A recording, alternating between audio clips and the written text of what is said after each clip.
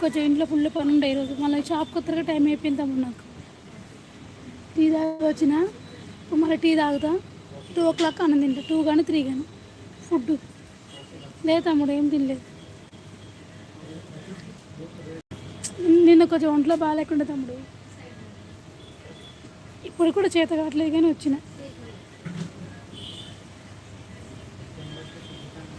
Lucky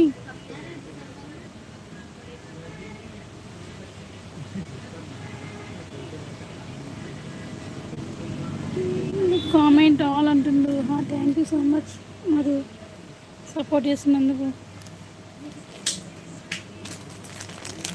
egg అక్క rest తీసుకో. నిన్న తెలుసా లక్కీ,